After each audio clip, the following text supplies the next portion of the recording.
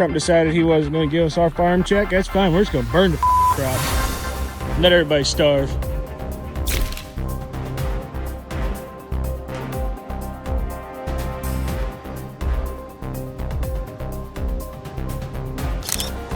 The give and take between what Washington wants and what Ottawa needs has traditionally been a delicate ballet. But lately, it's felt more like a full-on cage match. With Donald Trump now in office, Canada is not sure quite when or where the next hit will land or what taunt will be launched. You might want to look a little closer at your breakfast. That loaf of bread in your kitchen. The flour may have come from Canada, not Kansas, not Montana. Because according to the USDA, the United States is now set to import over 150 million bushels of wheat for the 2024-2025 season. That's an 8% increase from the year before, and the highest level in nearly a decade. Why? Because American farmers aren't planting. Spring wheat acreage across the U.S. has fallen to just 9.4 million acres, the lowest since 1970. That's not a seasonal dip. It's a collapse, and it's forcing the U.S. to rely on the very competitor it once tried to punish with tariffs, Canada. While farms across the American Midwest sit idle, Canadian grain is rolling across the border, filling our shelves, baking our bread, and quietly replacing a core piece of our national food supply. This isn't just about trade, it's about control. And for the first time in modern history, America is losing control over what used to be sacred, its ability to feed itself. So what happens when a nation that once fed the world can't feed itself? You don't just see it in the abandoned fields or falling acreage reports. You feel it in the aisles of your grocery store, in the morning routines of working families, and in the quiet choices no one should have to make. According to a 2025 survey by Chain Store, age prices for bread, cereal, and other wheat-based staples have surged between 30% and 50% in the past year. That might not sound catastrophic to some, but for families already living paycheck to paycheck, it changes everything. It means parents counting slices of bread before packing a lunchbox. It means skipping the morning bagel to save a few dollars for gas. It means teaching your kids that hunger is just part of life now. And it's not just households feeling the weight. The National Restaurant Association reports that over 38% of independent food businesses, small cafes, diners, bakeries, have either raised prices or cut portion sizes just to stay afloat. These are the places that fuel working-class neighborhoods. But when wheat costs spike, the economics of a $6 sandwich no longer work. And neither do the margins that keep these businesses alive. Then come the ripple effects, deeper, quieter, and more dangerous. In communities across the U.S., low-income workers are skipping breakfast more often. It's not a diet trend, it's a survival tactic. But going without that first meal impacts more than just mood. It hits performance focus and long-term health. And when that scale shifts from one worker to millions, the entire economy starts to tremble. The NIH warns that children who skip breakfast 10 or more times a month suffer an 8% drop in academic performance and a 5% higher risk of dropping out. That's a future loss not because of failure, but because of food. And here's the irony: while American farmers leave their land, Canadian wheat is filling the gap. We're importing the flour. But families can't afford the finished product. The supply chain survives, but the people it's supposed to serve do not. So ask yourself, how does the most powerful country in the world become a place where working parents ration toast? This isn't just inflation, it's a fracture in the very promise of American life that if you work hard, you'll have enough to eat. Because when the first thing families lose is breakfast, the next thing might be faith in the system, in leadership, and in the future. Behind every missing breakfast, there's a farm that never planted. And across America in 2024, that silence became deafening. According to the U.S. Bankruptcy Court, farm bankruptcies surged by 55% in a single year, a collapse not seen since the Great Recession.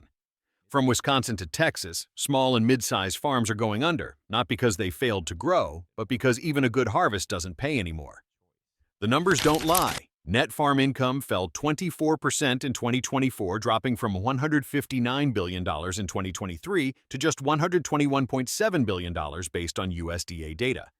That's a loss of nearly $40 billion in a single season. And it didn't happen because of floods or fires. It happened because the system stopped working. In the heartland, Iowa, Nebraska, Kansas fields once lined with amber waves of grain now sit empty or repurposed. Farmers are scaling back on wheat and shifting to cattle, not because it's more profitable, but because it's less risky. Livestock can be managed. Crops depend on everything else: fuel, fertilizer, weather, and hope. But hope doesn't pay the bills. The Guardian and the Wall Street Journal both report that fertilizer, seed, and fuel costs are still rising, sometimes by double digits year over year. That means even in a bumper crop year, the math doesn't add up. Farmers are spending more just to plant, only to be paid less at market. For many, it's not just unsustainable, it's humiliating. And when the choice becomes clear, plant and drown in debt or walk away and survive, thousands are choosing the latter.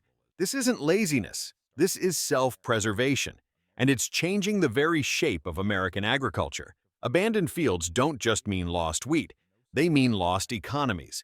Every idle acre is tied to a school that shrinks, a supply shop that closes, a town that starts to fade. When a farm dies, it takes a piece of the rural community with it. And that's the real danger, because what's collapsing isn't just production, it's belief. Belief that farming still works, belief that the land still gives back, belief that a farmer's life can still be passed down. Without that faith, there's no next generation to plant. And without planting, there's no harvest. So as the U.S. turns to Canadian wheat to fill its shelves, we're watching our own farms burn out, not in flames, but in silence. And silence spreads. Not long ago, Canada was in Washington's crosshairs, another familiar casualty of Trump's sweeping 25% import tariffs aimed at defending American agriculture. But in 2025, the roles flipped. And fast.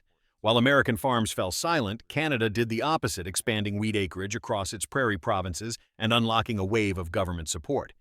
Ottawa injected over $6.5 billion CAD into the agricultural sector, with $1 billion set aside specifically for food supply resilience. And they didn't just grow wheat, they signed deals. Canada quietly brokered long-term supply contracts with American food manufacturers, from bread companies to breakfast cereal brands. These weren't symbolic agreements, they were lifelines. And today, in every major U.S. supermarket aisle from Kansas City to Philadelphia, you'll find products baked, boxed, and bagged with Canadian wheat. Bread, pasta, snack bars, all powered by the very grain we once tried to tariff into submission. It's now called the Canada Paradox, punished by American trade policy, yet rising to feed American consumers. And it didn't happen by accident. While U.S. policymakers debated tariffs and bailouts, Canada built a strategy. They expanded rail networks leading directly to export ports in Vancouver and Montreal, pushing grain efficiently out to global markets. They reopened and upgraded food processing plants, ensuring value-added production stayed domestic. And they deepened their reach into Asia, Europe, and the Middle East, building new customers, not just depending on old ones. By contrast, the U.S. supply chain buckled. America's ports, already strained by years of underinvestment, became choke points. H-2A visa complications left farms critically short on seasonal labor, and with diesel trucking and warehousing costs still climbing, U.S. logistics simply couldn't compete. The result: American suppliers missed shipment windows, lost contracts, and watched their customers, including American companies, pivot north. So, while U.S. grain sat in storage or never got planted, Canadian wheat moved on time, in bulk, and with precision. And now that grain is feeding not just foreign markets, but the United States. The painful irony: the tariffs that were meant to protect American farmers ended up turning Canada into the savior of the U.S. food system. Because when you can't grow it, can't move it, and can't get it on shelves, someone else will. And in 2025, that someone was Canada. The 25% tariffs on Canadian wheat were supposed to be a show of strength, a bold defense of American farmers and the nation's food sovereignty. But in practice, they did the opposite. Instead of protecting U.S. agriculture, the tariffs drove up prices for American consumers and pushed food companies to import even more from the very country Washington tried to penalize. And while Canadian wheat quietly took over bakery shelves, American wheat farmers were forced to compete with rising costs, shrinking margins, and collapsing demand. The outcome? The farmers the tariffs were meant to save were the first to go bankrupt. And everyday shoppers, they lost the freedom to choose made in America. Not because they stopped believing in it, but because it simply wasn't on the shelf anymore. That loss isn't abstract, it's measured acre by acre. By 2024, the total number of farms in the U.S. fell to 1.88 million, the lowest count in more than a century, according to USDA data. That's not just land, it's lives. It's school bus routes that vanish, seed shops that close, diners that no longer serve. In Kansas and Nebraska, once the pride of the grain belt, wheat abandonment rates hit the highest levels since 2020, according to a June 19, 2025 Reuters report. And for every field left unplanted, a rural economy begins to unravel. Because a farm is never just a business, it's a community engine, and once it stops, everything around it stalls too. Even with modest gains projected a 2% increase in winter wheat output in 2025, it's not enough, not even close. Because America's agricultural decline isn't just about planting less, it's about being structurally unprepared to rebuild. The USDA warns that outdated grain storage, aging flour mills, and underfunded transport hubs are bottlenecking production before it ever hits the shelves. The systems built for 20th century farming can't handle today's pressures, let alone tomorrow's. Subsidies still exist, but they arrive late, are wrapped in bureaucracy, and rarely match the urgency on the ground. And so the decline continues not in free fall, but in slow motion, a quiet collapse that becomes harder to reverse the longer it's ignored. And when the farms fall, so does the freedom to eat on your own terms. For millions of Americans, buying bread made with U.S.-grown wheat is no longer a choice, because the domestic option doesn't exist. Today, if Canada faced a poor harvest or changed export policy, the U.S. wouldn't have the capacity to recover. It lacks the spare land, the logistics network, and the political urgency. And that's the bigger risk, not just empty shelves, but the loss of control. Control over prices, control over nutrition, control over what ends up in your family's kitchen. Because when a country loses the ability to feed itself, it doesn't just face an economic crisis, it faces a national one. And that's where America is now, not starving, but vulnerable. Not because we lack the land, but because we let the system break down one farm, one field, one forgotten community at a time. If the bread you eat isn't grown in America anymore, what else are we about to lose? This isn't just about wheat. It's about control. It's about whether a superpower can still feed its own people. When farmers abandon the land and workers can't afford breakfast, power slips away quietly. And if we've already lost our bread, what's next? If this hit home like the video, subscribe for more truths the headlines won't show. And tell us, has America lost control of its food supply, or is there still time to take it back? Stay tuned. The next battle might be even closer to your plate.